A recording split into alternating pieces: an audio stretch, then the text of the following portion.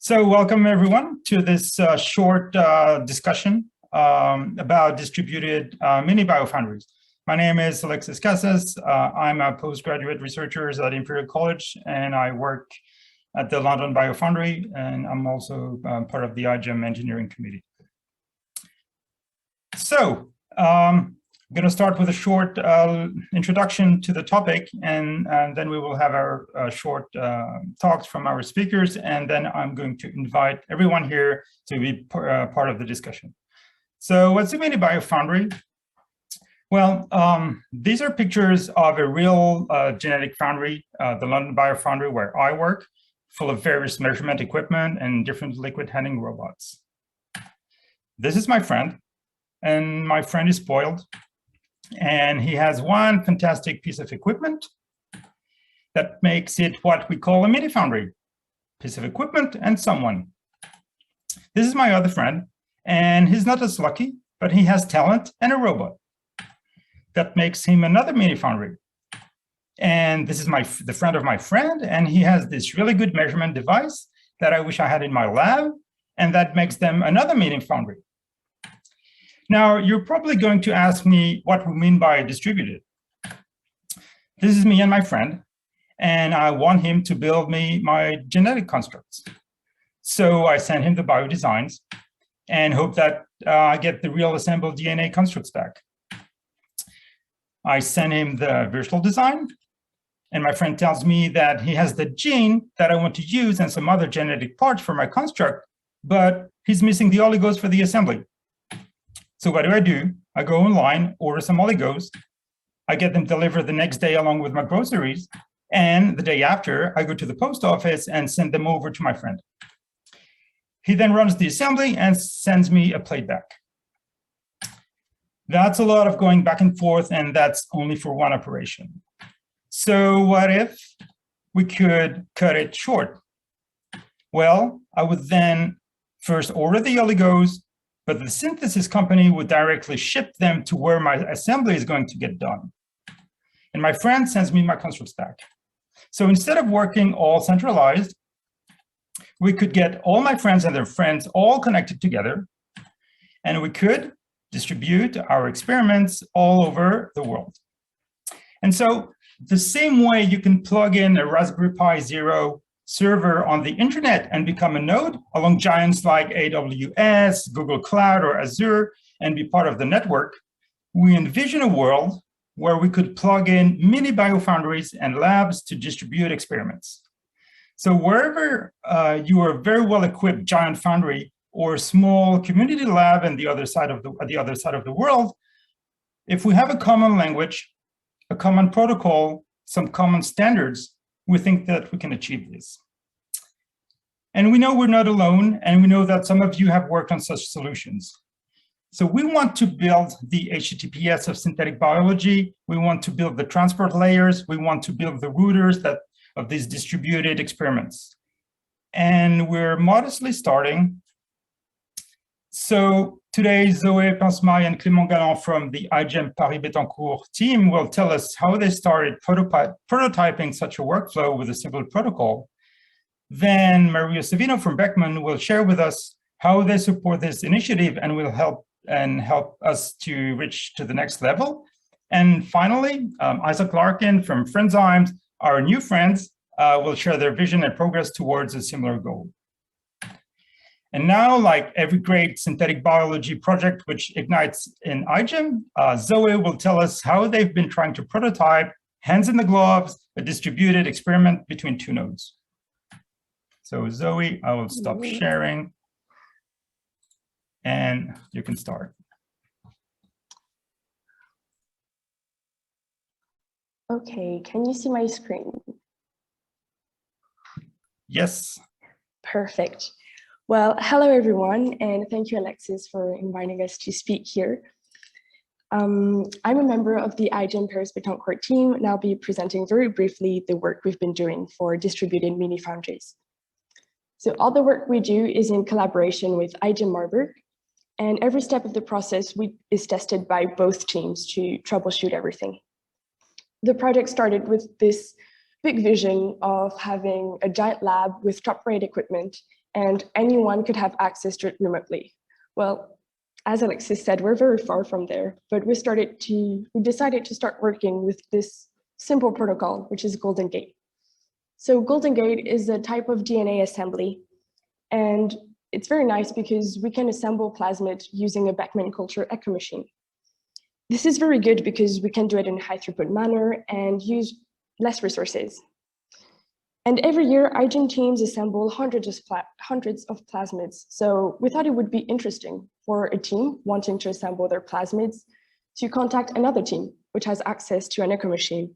And they would ask them, could you assemble my plasmids for me? Say yes, and then do it and send it back to them. And we're done. Great.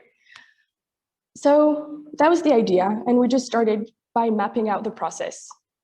We first need to connect the different actors. So the team wanting to do the Golden Gate, but also the team with the echo machine and companies that can take part in some of the steps of the process. We then need to get the DNA to the echo machine. And once everything is ready, we assemble it with Golden Gate in the echo machine, do transformation in a high throughput manner in competent cells, verify the products, and ship everything back to the receiving team, to the team that asked for the Golden Gate assembly. Of course, this process raises many technical and logistical questions that we have been trying to answer. The first being, well, how do we get the DNA to the echo machine? And our solution is by creating a new standard DNA assembly kit. It would be composed of DNA sequences that are used every year by iGEM teams, and we throw in there some other very useful sequences. Everything is standardized for type 2S assembly, so also for Golden Gate. And every team that has an echo machine would also have this DNA kit. There's no question of sending the DNA to the echo machine because it's already there. And for some more unusual parts that some teams might want to include in their constructs, well, it could be synthesized by a DNA company and shipped directly to the echo machine. Once we have all the DNA, well, we get on to the next step, which is doing the actual assembly. As I said before, Team Marburg and us in Paris have been doing every step in parallel. And this is very interesting because for Marburg, the first time they tried assembling their plasmids in the echo machine, it worked perfectly. And for us in Paris, we have been trying, testing, improving, troubleshooting. We're still struggling with it. But this is good because now we have quite a large QA that we can give to future users. And we've also been working on having this optimized protocol and standard protocol for high throughput transformation. We now get onto a more tricky step of the process, which is verifying the constructs. We need to find a good balance between accuracy, but also not having too many steps to be performed. And we decided sending for sequencing was probably the best option, which is why we now have a partnership with Microsynth. And we just need to pick a colony from a Petri dish, put it in a 96 well plate, ship it to them, and the next day we have our sequence results. This is where we're at. We have our big workflow. We're trying to map it out, test and improve each of the little steps, each of the little details. But we have a long way to go, and we will keep working on it until the Jamboree in November.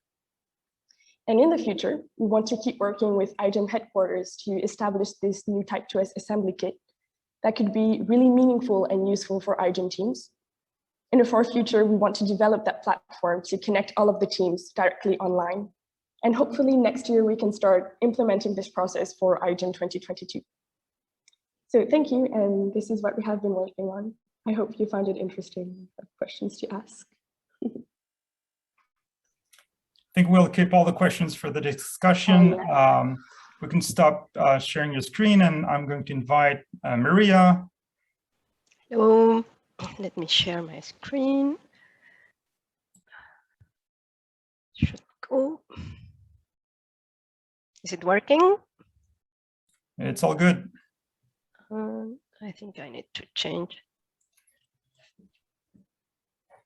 There you go.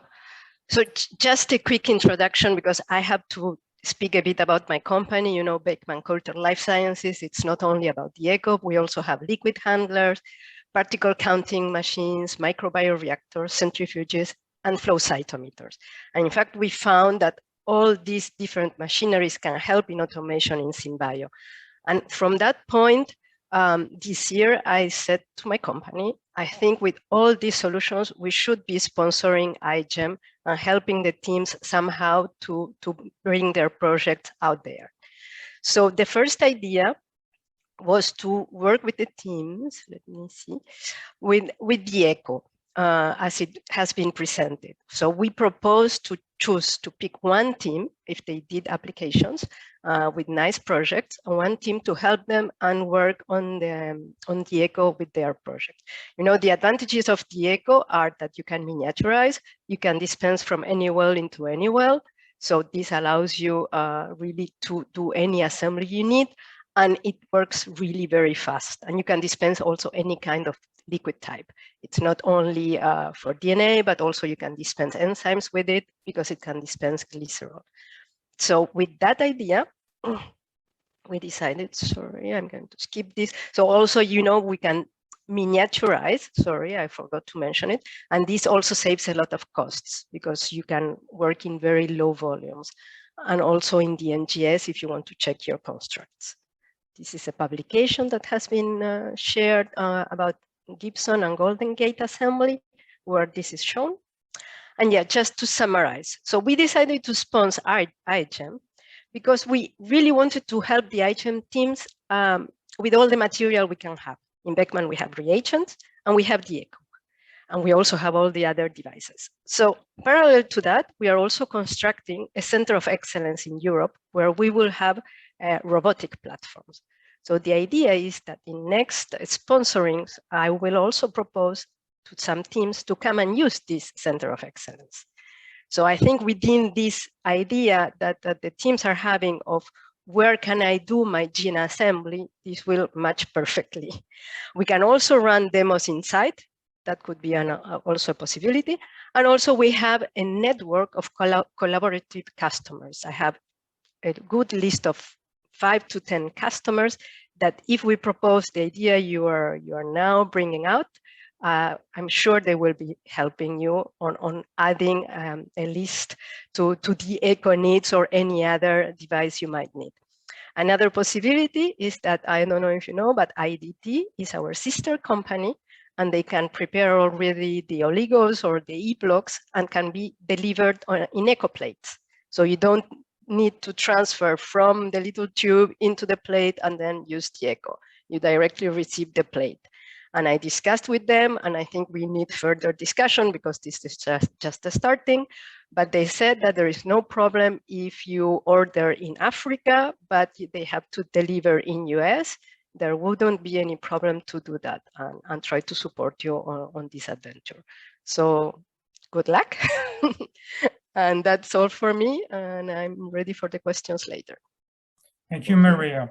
And now I'll invite Isaac, who is one of our new friends in this project, who is going to share. We found out that he and his team share a similar vision, and they also started implementing this on their side, and we're going to hear about it. You're muted.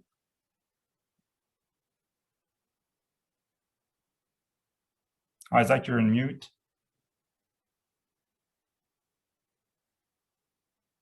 There we go. Had to stop screen sharing in order to find the unmute button. All right.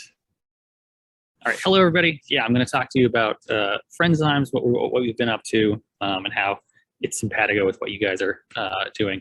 So my primary motivation on this is, you know, the IPCC report says we got to decarbonize all of human civilization in the next 10 to 30 years. So we need to basically replace the material and energetic basis of all of human civilization in the next 10 to 30 years. We're going to need advanced biological technology everywhere and every scale to do that, especially on the material side, but we don't have nearly enough bioengineers or biotechnological protective capacity to achieve this transformation right now. And so why is that? Well, bioengineering and biology have been difficult and expensive. You know, the equipment has been very, very expensive. Reagents, especially synthetic DNA and enzymes, also cost a lot, even though they've come down in price.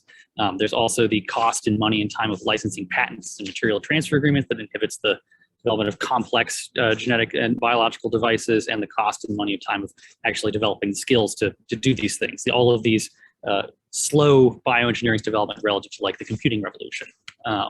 And so what are some solutions to that? Well, the Open Material Transfer Agreement, which I'm sure everyone involved with iGEM is familiar with, it's developed by Linda Kale at BioBricks or led by Linda Kale, developed by many people, gives recipients permission to copy, modify, redistribute, commercialize biotechnological materials like an open source license for biotechnology.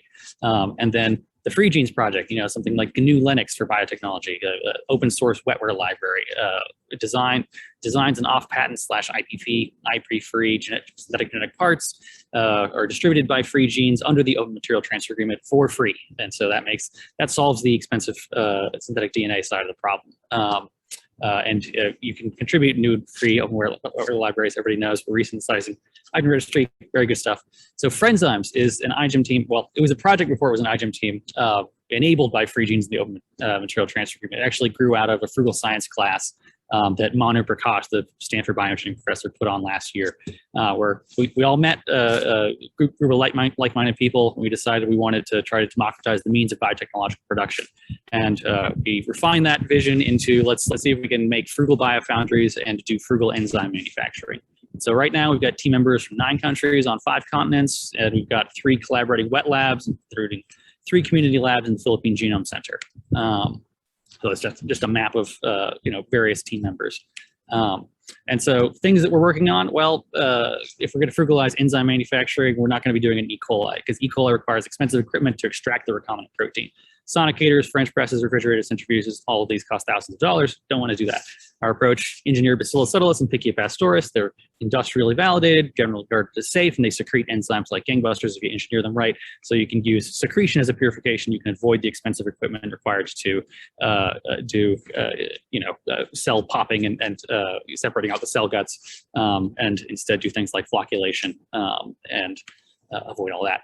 So we've been designing open wetware Bacillus subtilis genetic toolkits, promoter selection markers, terminators, all the good things that you need for engineering Bacillus subtilis, and strategies for both replicating vectors, multi-copy recombinant gene integration. We've been inspired by things like the Bacilliflex Type 2S toolkit, and we've also been looking at designing into our parts ways to get multi-copy integration while avoiding genetic instability, so avoiding identical sequence repeats nearby each other, and ways of getting rapid multi-locus genomic integration. Basically, same thing for Pichia pastoris. We mentioned the Open Yeast Toolkit. That was something that Scott Ponal, who's the lead PI on the iGEM team, and I worked on last year. And so we're working on expanding that toolkit with sort of similar parts as for the Bacillus one, but just for Pichia. And so in order to actually build this stuff, the drawback of Bacillus and Pichia is that you generally need to do some extensive strain engineering and iterating defined strains that actually are high producers of the protein that you want. So we need high throughput strain engineering for high yield protein secretion. So we're trying to build frugal biofoundries. On the build side, use the Opentron's OT2 liquid handler to handle, putting together Golden Gate reactions and running various other procedures like transformation and maybe colony picking. On the test side, test if we've built the thing that we want. We're looking at using the Oxford Nanopore MinION DNA sequencer because it only costs $1,000, and if you pool a bunch of plasmids together on like a fungal flow cell, you can get per plasmid sequencing costs that are cheaper than Sanger. And then on the test side, how do we test if we're actually building and secreting the thing that we want? We've expanded the MoClo assembly standard to put on a bunch of different tags on each end of the CDS, and so we're going to add on reporters, like GFP or mCherry, which are off patent now. And we're looking at building an open source plate reader that costs $3,500, designed by Brian Chow's lab, to do high throughput testing of enzyme secretion. We've been sponsored by Opentrons, so we now have 4 fully stocked Opentrons robots with multi-channel pipettes for P20 and P300, MagDeck and the TempDeck. Should enable us to do all of the things that we want to do. So we're very excited about that, and we're currently running a fundraiser to try to get enough funds to get the nanopore sequencer and the plate readers going. Other things that we're working on that are simpatico, expanded high fidelity MoClo assembly standards. So I mentioned the 3 N-terminal, 3 C-terminal tags on CDSs. We're also building a sort of plasmid backbone assembly standard that allows you to build shuttle vectors between E. coli that can propagate in E. coli, but then be transferred over to Bacillus cetos, pastoris, or any other organism. We're also looking at complex, expanding the assembly standard for more complex 5' and 3' UTRs, and specifically slots for ribozyme insulators and other parts that don't fit into standard MoClo, but would be really nice, that would make biology more engineerable and more predictable. And also sort of library plasmids containing many variants of the same type of part, which is something that you need particularly for Bacillus subtilis, where there are like 150 different signal secretion peptide tags, and it's impossible to predict which one will work well for secreting which particular enzyme. So basically large tandem arrays of variants of these parts flanked by type 2S restriction enzyme sites. You cut out all of them in one pot reaction, you can test out all the variants. We're also looking at a frugal bioreactor designed by Sebastian Kachoba, which costs about $200 components and has a 4-liter reactor volume. Works very well with E. coli. We want to test it out with Bacillus and Pichia. And for frugal purification, we're looking at for thermostable enzymes, you can just heat them up, and then everything that's not thermostable precipitates. For reagent grade, you can do dialysis, which is super cheap. And then for higher purity applications, we've been talking to Dushyant Sivaratnam, who is a recently graduated PhD candidate from the UK, who developed methods for extracting silica from sand and then purifying enzymes with silica binding peptide tags. We're also looking at ELPs. That was a lot, and I just want to say we're very, very excited to collaborate with anyone who shares the vision of democratizing the needs of biotechnological production. And where Alexis has the vision of AWS, we're thinking about how do we build out, we're building out new nodes on the BioNet. How do we make those nodes as maximally functional for as little cost as possible? Thank you, Isaac. Whoa, a lot of you guys have been working hard. So now I'm going to open the microphone for any questions to the speakers. And then I want to invite everyone here today to sort of, raise their hands and say, hey, I have something that could plug into this vision. I have a node. I want to be part of that network. I've been working on a protocol. I've been working on something like that. And so questions are open. And I hope that we'll have a really active and fruitful discussion today. Jake? So if it's okay, I'd like to give a little 2-minute brief on what's been going on in the iGEM engineering committee related to this, and in the DARPA SD2 program, which is just wrapping up. So I'm very excited about all these things, because it seems like there's a lot of us who are going in similar directions. On the iGEM engineering committee, as people may or may not know, iGEM incinerated its old distribution last year. And is in the process of building a new distribution from scratch. So this is both a build process with FreeGenes to get lots of stuff under the OpenMTA, which wasn't necessarily before. And it's also an informatic process. It's one of the major challenges that we have there is maintaining coherence. So I'm very excited hearing about some of the things that we might be able to pull into our pipelines.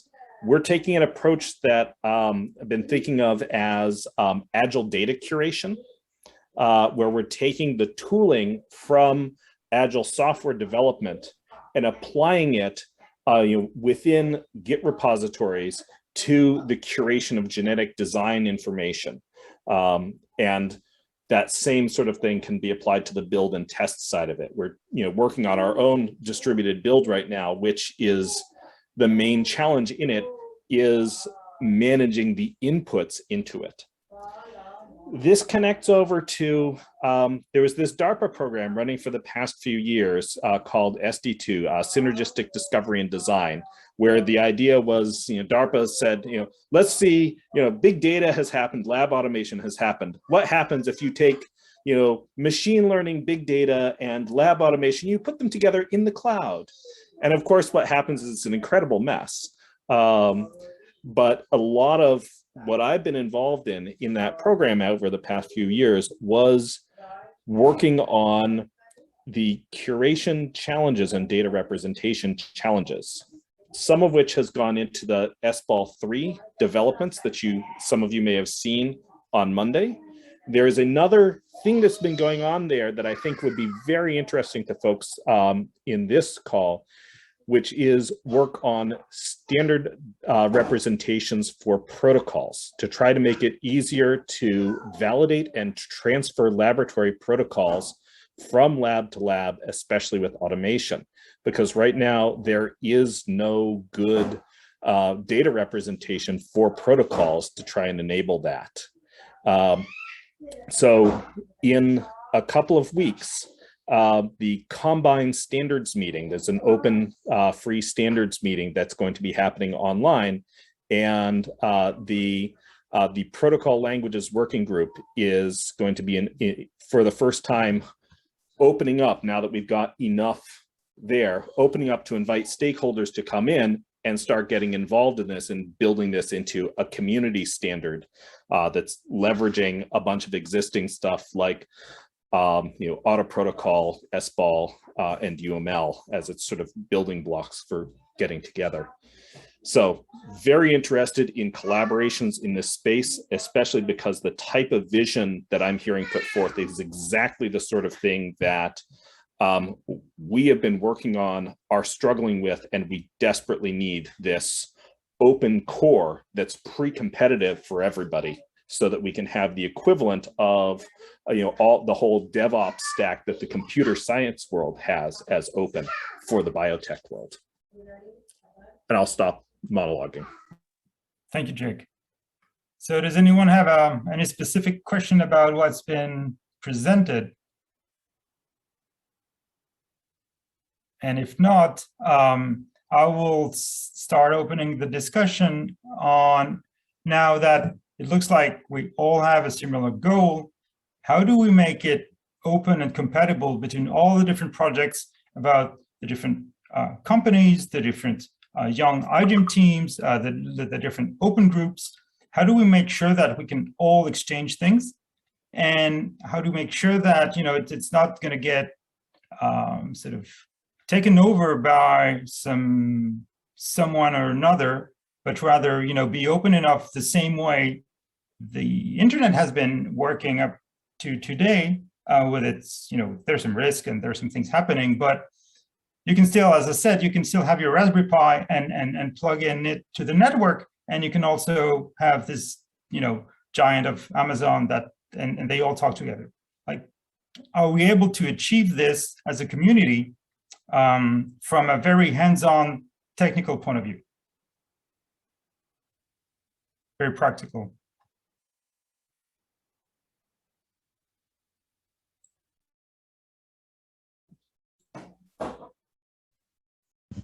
Quite a difficult question. Well, I did want to maybe just point out one thing from working with quote unquote LMIC, which is a nice little euphemism for very broke countries in dealing with COVID diagnostics, and largely RT lamp based COVID diagnostics. And I have to say that it is very patchy in terms of what is fairly easy to achieve with workarounds under low resource constraints and what is all but impossible. And I think that certain categories of enzymes with certain desirable properties, like BST derivatives, as used in RT-based testing, they are essentially a deal breaker for everything that follows in terms of doing a certain kind of work in a certain region of the world that doesn't have access to the canonical big suppliers of the on-brand version of the product. So I'm very interested to know what the group's feeling is for the plausibility within the next, say, 10 to 15 years here, that we are going to be able to really achieve a kind of global network where almost anywhere in the world you can truly engineer an enzyme, or if that is essentially too much of a pipe dream to ask, as opposed to simply being able to reproducibly work with enzymes, if that makes any sense.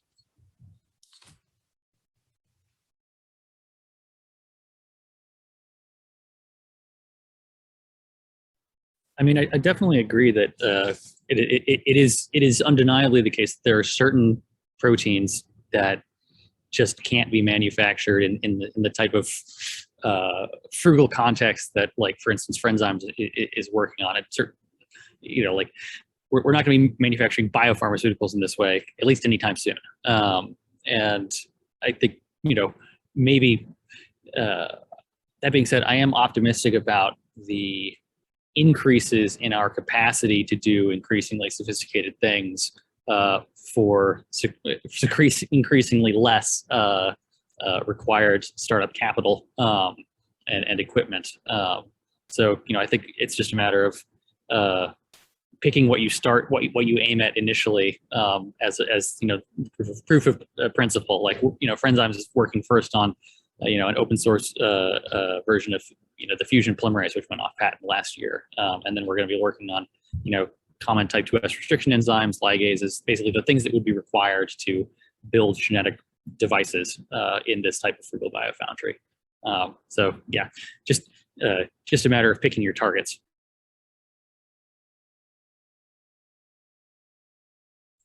I do have a questions for Isaac regarding your network of labs. Like, how do you distribute the work?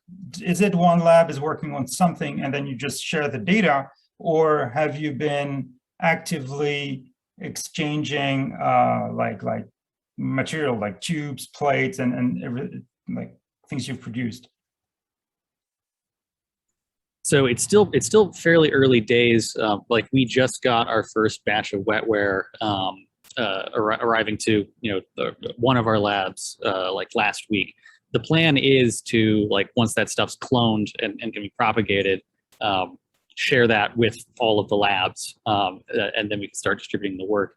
In the meantime, it's mostly been you know, collaborating on the sort of software side and you know, sharing tips and collaborating on sort of building out the hardware side, like getting the Open robots set up, starting to run protocols, that type of thing. Okay, thank you. What degree have you been able to incorporate, you know, things like you know, calibrated measurements to be able to make the data transferable between labs? I mean, like I said, we're early stages on the actual wet labs. I'd be very interested in talking to you about how we can do really good calibration, so that the data is transferable. Yeah. Absolutely. So, you know, the measurement committee, before we changed the iGEM measurement committee into the engineering committee, for cell count and fluorescence, that was what we spent several years establishing with the help of a lot of iGEM teams. So those absolutely. And then the transfer of the metadata is the other really key challenge point. And yeah, very happy to collaborate on that and help bring the things that have been learned, you know, in the SBAL community and in SD2 over there. I do have a question for Zoe and Clément, because what I've observed is, so we've decided to, I include myself in their project, but we've decided to start with like practical hands-on. Can we have 2 labs in 2 different cities, and can we exchange anything in a very practical point of view? So we didn't start speccing out protocols. We didn't start, you know, with this whole stack of theory and a lot of things. We were like, can we do it? And so the 2 teams started working actively on doing it. And I would like to ask them, like, what are the practical challenges that you have faced because it's easy to put that on paper. As soon as you really have to do it, you encountered a lot of issues and things that you didn't expect when you draft out the workflow.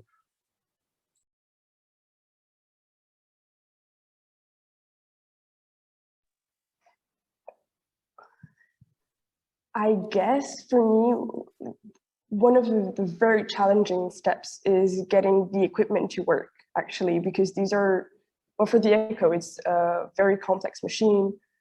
It's very powerful. And in Marburg, they have one version, we have a different version. And turns out the data is not being, we don't input it the same way in the machine, for example.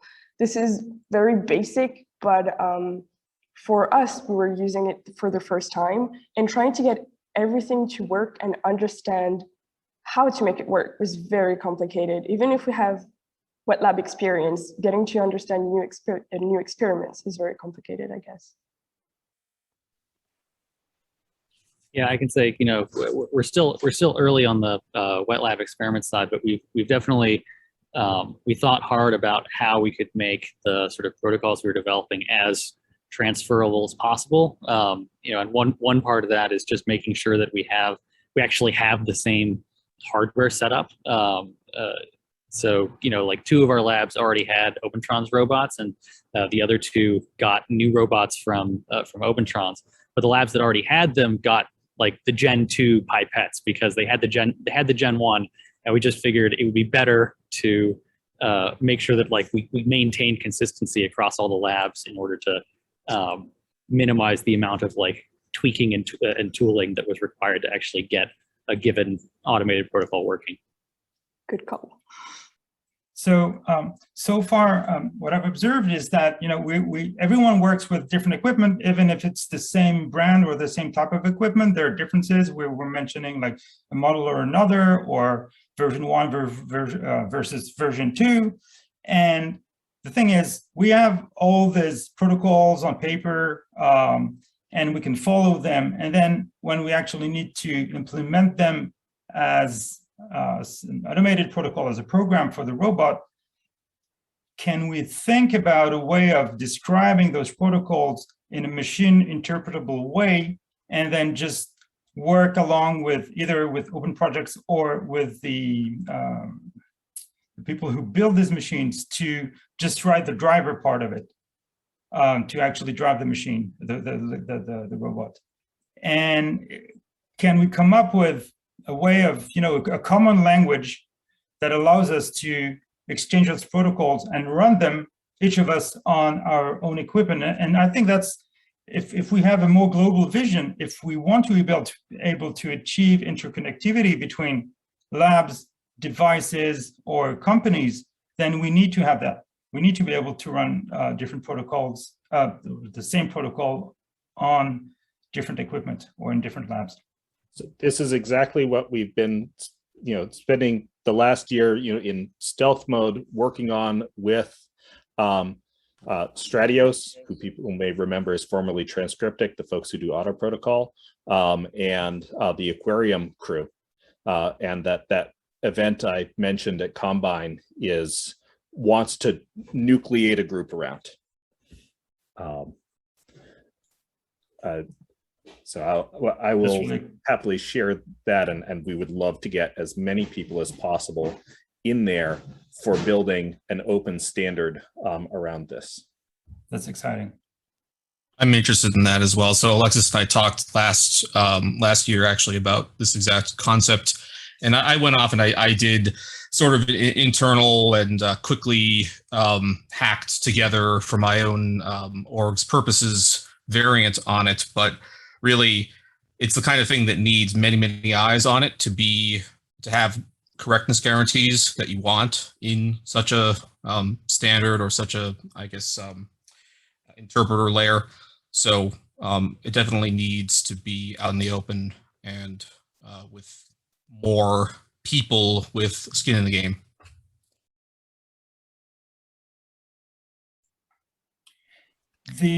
Other... Yes, yeah. Sorry, no, I just wanted to say that on the side of a company like us, we usually, and with all the SynBio labs that we have worked, we work with our application engineers. So really, I think in this project, it would be interesting to put some of our people to contribution and get these standardized protocols, because that's the challenge we have every time we do a demo in a new lab. We get there and each one has its own recipe. No, you have your own cuisine. And, and then we say, oh my God, because we all ask, you use Golden Gate. Yes, but I have my own. And each one has its own. So I think that's why it will be very interesting that we get together to discuss this. And I will be ready to put my people into that. No worries at all. Yeah. That's great to hear. The other aspect of the sort of global network vision of interconnected labs that we're all trying to, that we all dream about, is on a very practical point of view. If I need to send something to you and you need to send it back to me, or if I'm going to order something from a company, let's say a synthesis company, and I want it to be shipped somewhere else, so far we don't have a way of doing it in a sort of way that we can follow the path of where things are going. And I think we need both on the logistics side of things, like practical logistics, like who gets the package, who sends it, how does it send it, how do we go through the customs and all these things. And the other thing is, do we have a supporting software infrastructure that allows us to, track, know where is what and how things are followed. And I think that maybe we should look for inspiration in the industry of logistics. I think probably a lot of people have been working on such projects. And I think we should have a look over there because it's probably been solved for people that exchange goods and other things. And there could be solutions there. I can tell you that actually it is less solved than you think for logistics. So my department at BBN, one of the things that there's a logistics simulation product that it has been maintaining for like the past 20 years for the US military. And it is just continually shifting. And the other thing is that logistics is also a place where it's very walled garden. It's not an open infrastructure world there, because logistics companies, there's not a reason for one trucking company and another trucking company to share an open interface that will make it easier for people to switch between them. Another huge challenge then. and I can tell that and so we can share that, like, even between just two labs, just exchanging things in sync is hard, or has been hard. For sure, it's very, very complicated. And to what extent have you been doing this, Isaac? Working on figuring out how to share things between the labs. Yeah. I mean, that's more or less the stage at which we're at. I will say early on, when I was contributing to FreeGenes, that we had a lot of conversations about, how do you simplify the logistics of shipping like living biological cells, and particularly the cells required to store and propagate and retrieve wetware libraries.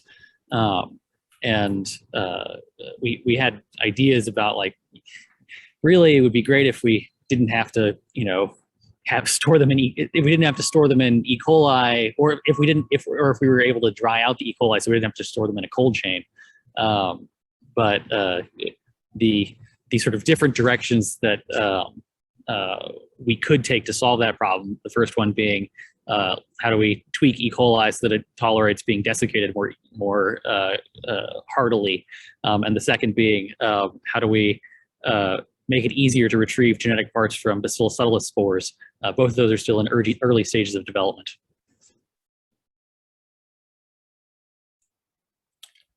Then another aspect that I would raise is, so we pretty much like DNA is DNA. So if you go from synthesis from one company to another, you get the same sort of, let's say, DNA. It can have different qualities, but it's, you know, it should be the same thing. Now, when it comes down to organisms, I think there needs to be a much more sort of robust way of standardizing chassis in biology, in synthetic biology, because you know, I've observed the two iGEM teams working with E. coli, but using, you know, different strains. Things didn't work out as expected. How do we make sure that if we have labs all over, we have the same chassis or the same chassis with different organisms? And that's another big, I think another big challenge that hasn't been fully solved yet.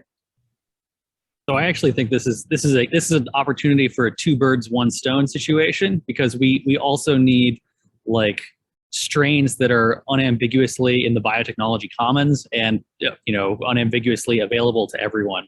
And so, yeah, that is something that like Friendzymes has been working on with like Dan Ziegler at the Bacillus Genetics Stock Center. He's developed like a number of basically multi-protease knockout Bacillus subtilis strains that are good for recombinant protein production. And he's agreed to, with BGSC, you can get them without an MTA. And then if you share them with FreeGenes, then everybody else can get them under an OpenMTA. So it's unambiguously open. We have struggled to do the same thing with Pichia. There's a Pichia genetic stock center in Europe that has, you know, variants of Pichia that are not under the control of like Invitrogen or whatever company controls the main commercially used Pichia strains. But we haven't yet been able to get them to ship us one under an OpenMTA. So that's, yes, if we can get a collection of cells in addition to collection of parts that we ship to the iGEM teams and say, you can do whatever you want with these, then I think that solves the problem. Isaac, so it's Mike Elzicki. I'm at our Zeta here in Seattle. And so I think you open up an interesting question, which is beyond just even being able to share other materials, but then who it's being shared with. So one of the things that I haven't yet heard discussed is a concern that I think the Gene Synthesis Consortium addresses, which has to do with verifying who is receiving something and who is ordering it. It's one of the parts of the description that you guys have right now, which is kind of like this triangle where someone else can order the materials and ship it to another destination.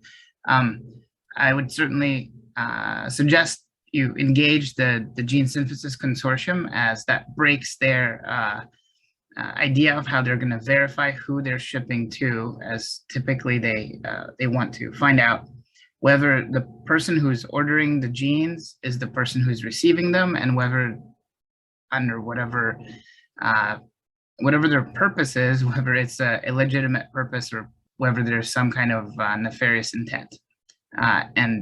So while the open network concept it's a great idea, there should be some part of it which comes to which addresses the trust issue, whether this is being used for a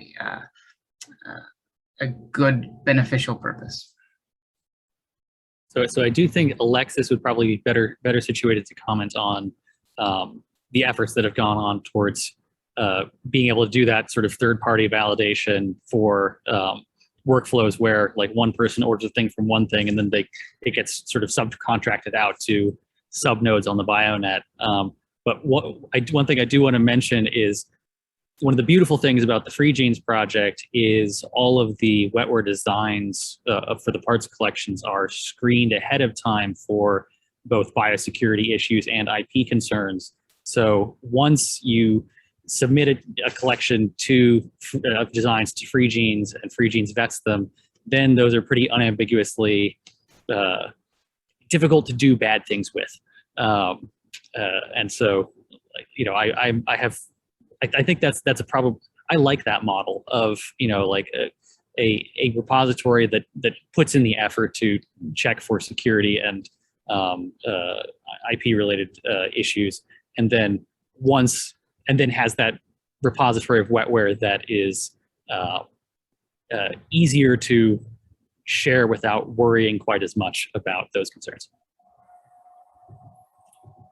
So to address the first question is, when I talk about, when I share this vision, I especially make the comparison with HTTPS, and I insist on S because I think, as you just raised this issue, Michal, is that a lot of people would be concerned about biosecurity. And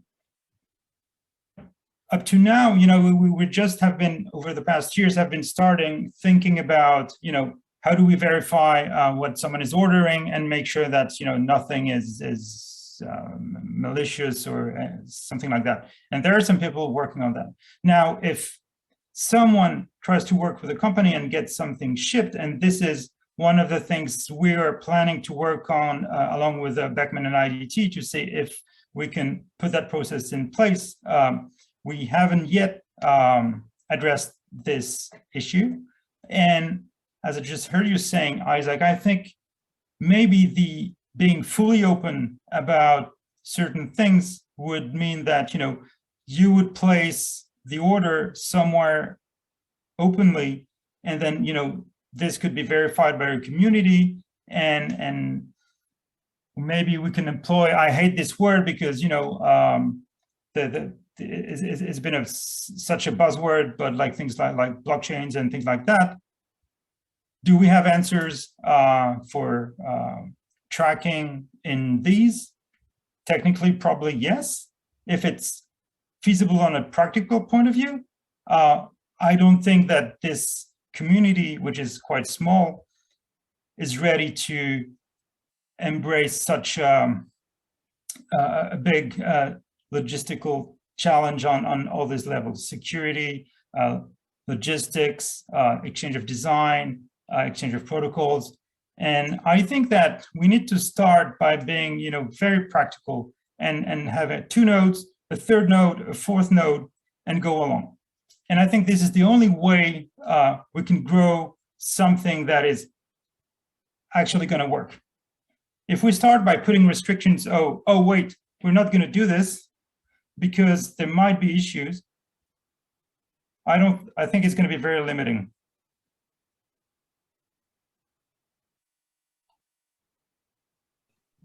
Alex, I completely agree with you. Don't put these concerns up front.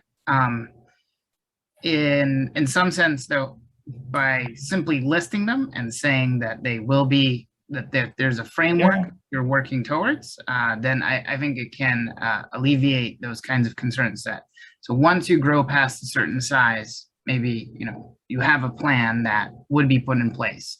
I think from the analogy of networking and computing is certainly the case where some form of authentication and then authorization does occur, and at different network levels, you have different implementations of what you can use.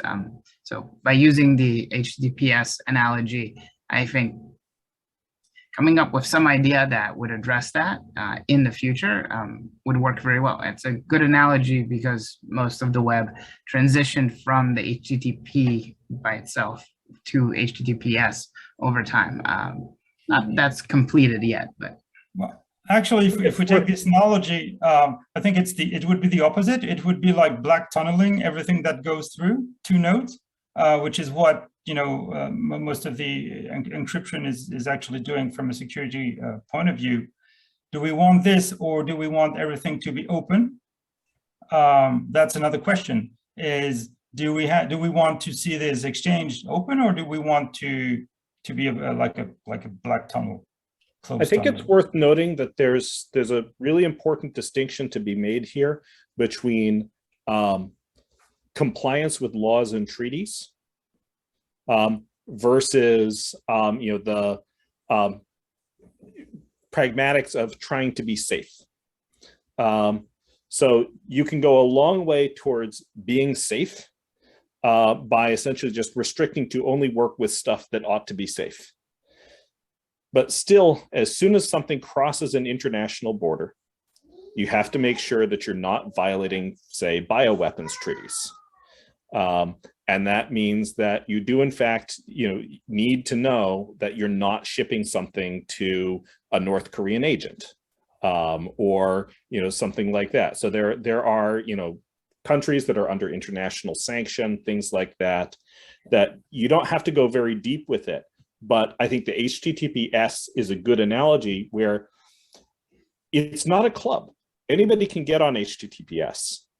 There's not a boundary for entry. It is still an open protocol from an infrastructural and free as in freedom point of view.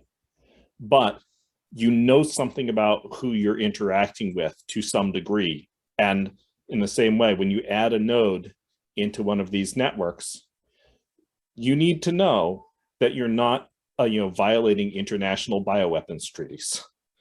Importantly, not everyone can be a root authority of HTTPS. So there are certain parties that do the vetting, and that list does grow, but it grows slowly compared to the totality of the users, and it's governed by international laws and norms. But overall, I think that the premature optimization aspect of it's kind of putting the cart before the horse, because you kind of have to have a problem with shipping internationally to begin with, right? You have to have, this is a good problem to have, right? That you currently don't have.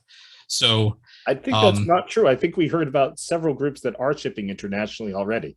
No, so what I mean is, in terms of the distributed lab paradise model, does not currently have this problem, in the sense that unknown agents of foreign nations are requesting to participate asymmetrically in the exchange of biomaterials.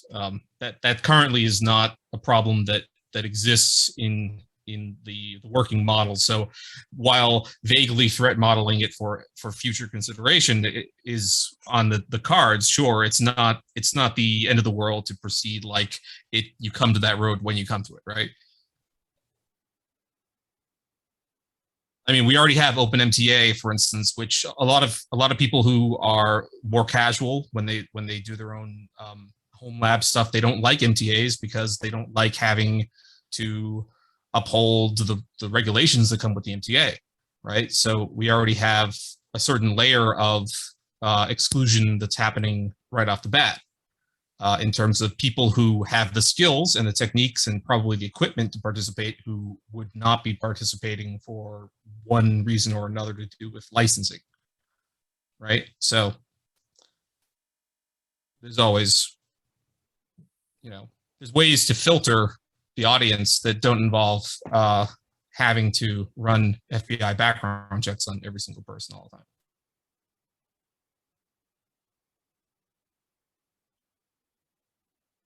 Well, so far, I think we're far from forcing anyone to join the network or not. And I think if anyone wants to join this network, they first of all, they need to find a way of plugging in easily. And then, if it comes with our own challenges of, crossing borders or material transfer agreements, I think before considering that, if you can't, from a practical point of view, even envision exchanging something with someone, I mean, the other problems are non-existent problems, and they will come. But I think they need to be addressed while we are building such a network. And the same way we start, putting two nodes talking together and then a third, it just has to work. And it's hard enough to make it between two. It's going to be even harder to make it between three, and so on. And I think we know, without doing the layout of a whole system and complex system, I think now we've met the Friendzymes. I think we're going to add them to these nodes, and we're going to make sure that we can exchange anything with them. And then we hope that people from Beckman and IDT do the same thing, that's going to be a big network already. That's going to come with its own big challenges. And with this little core of people, and I invite all of you to join and say, hey, I have a lab, I have a machine, I have a protocol that you could test. Please do this and be another node. And then we will discuss the problems together once they arrive, once they're there.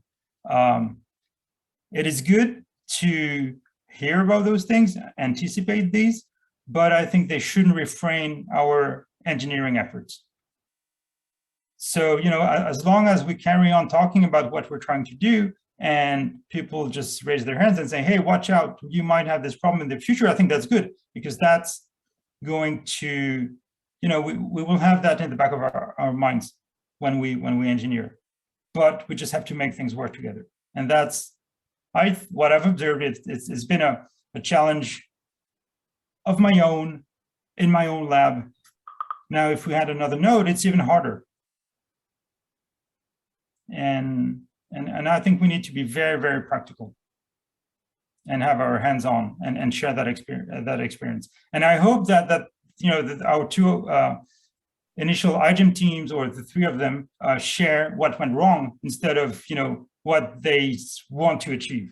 Because I think it's much more important to see where the struggles were in order to come up with, you know, practical protocols, practical logistics, rather than say, hey, we've achieved this and built all that. Yeah, thanks, Alexis. I think there's, let me ask just a quick other question, because part of the presentation is the aspect of this, which is the distributed system, where the main concept is distribution and rather than centralization. So what I would ask is, which parts of the overall idea are to be distributed, right? And which parts would you initially prefer to see centralized? So such as the information resources, I could imagine that one of the resources that you're taking advantage in here is the iGEM registry itself, and that as a centralized mechanism. Another aspect seems to be that you're discussing the governance of this as something that is, right now it's not yet actually clear whether governance would be centralized or distributed. So could you speak a little bit to, there's all these multiple levels here, and so which ones are shared? So yes, you're right. We have different levels and different challenges. The thing is, the same way, and I keep on making this comparison with that, what internet is and the success that it has been, is that there is no governance for that. I mean, there are some consortiums, they produce protocols, there are some stronger actors. Now, after 25, 30 years, some things are at risk, but it's still open. And you, as a person with any equipment, you can plug in and you can interact with everyone else. And I think that even if we have central actors, the same way we would have, I don't know, database, a certain service on the internet that's part of the network, certain applications are going to go through those nodes. But that doesn't mean that any other nodes cannot act in a sub-network. And I think this is where the power of having this interconnected graph, where every node can, in theory, plug into every other node, that we make everything very practical. Is that some people are going to build certain services that maybe a majority of people will want to plug into, like iGEM registry or big DNA synthesis companies, or some, let's say, a server that has some software that keeps track of the routing of, you know, the material being transferred from one node to another, because we will need that. We need routers. If we have this standard way of communicating, it will be working. And standards are, that's a very personal point of view, are being defined, but Standards are what people are going to be using. Standards are not going to come from somewhere above.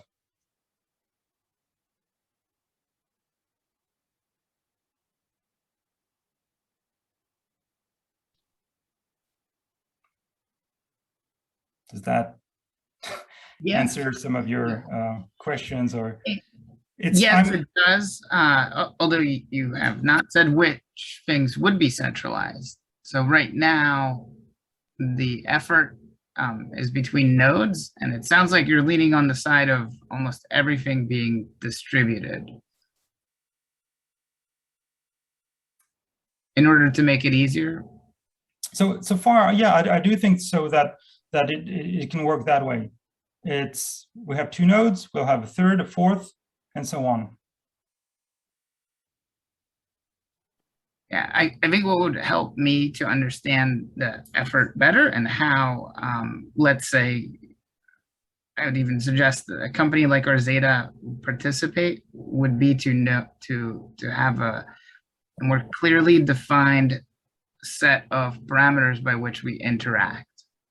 So that when you say that all you got to do is follow the standards in order to share, then all right. I guess that's the first part that would need to be defined. Exactly, and you know, I would love to have, you know, a company like yours join the initiative and say, okay, we're in. How do we connect? What do we connect? What do we send? What do we receive? How do we do it? These are going to be the standards. The standards are going to be discussed among the people who need to connect together. Mm-hmm. So yeah, so as a company representative, I would say that before anyone at Zeta would say we can join this thing, we would need to present a case for that within the company. And in order to do so, we would need a relatively structured idea of what are those parameters that it takes to interact, and only then would there be interest in potentially joining. So in some sense, in order to get an entity, so as a person, I'm not Zeta, right? I have to make that case to the company and then it participates. So in the case of Beckman Coulter, they're participating and it sounds like they have an incentive to do so. And it sounds like OpenTrons is participating. I think that's a very interesting aspect of this, that you have 2 companies that seemingly have, one could say, they're not quite competing technologies, but at least they're within the same space, right? And what would be interesting to then see is, okay, so as a completely different kind of company, what are the parameters that I would present to the company here in Seattle to say, this is what it takes to participate. Yeah. So I think, you know, we've, sorry, you want to finish? No. Yeah. I wanted to jump in really quick, if that's all right with you, Alexis. Sure. Hi, I haven't jumped in too much, but hi, my name's Tim. I'm working as a researcher at the CRE in Paris. And I had a question for you, Michael. What can you, I think it's clear to me why a company that makes benchtop automation tools would want to participate in this. It helps them bridge that gap between someone having an idea to define a protocol and then running their protocol on their tools. So it makes their tools more useful.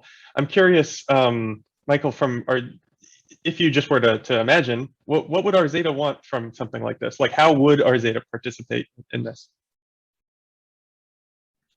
Yeah, that's definitely going to be very difficult for me to speculate on. I would say that in order to do so, I would need to again be able to present a case for, you know, what benefit it would have to Zeta, and I can let's just use a trivial example, okay? One which is, I'm gonna say it's not necessarily, this is not necessarily the case, okay? So it's just, let's say we were able to get some enzymes from the overall network, okay, that we wanted to try out. that sounds like a great idea. Okay. Then what? So in order to join this network, what would be the cost of doing that to us, right?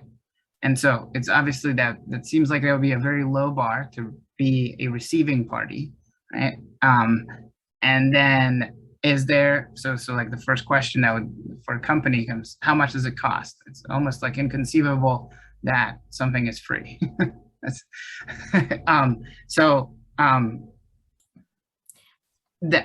that would really, I think, like answer kind of question number one. And then what we could offer, I mean, so Zeta is the protein design company. We design proteins. So then the question would be, well, what problems can we solve for you, right?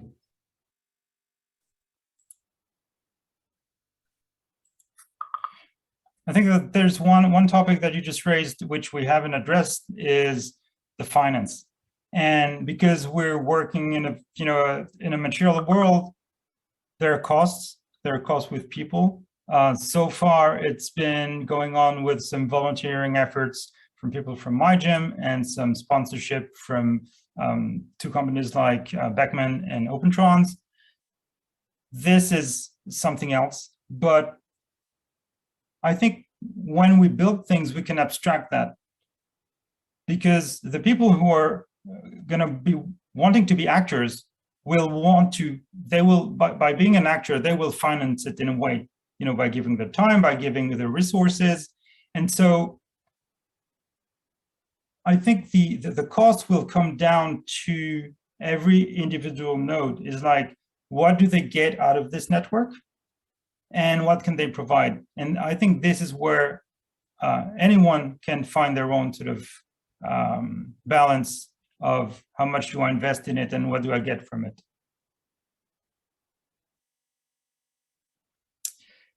I would just like to say that we went way over the time of that was allocated initially. It's been more than an hour. There's a great workshop going on Flapjack. So I think that we will cut this discussion short now. I want to thank you all for participating. I invite you to get in touch if you think that you'd be interested in joining. And thank you, everyone.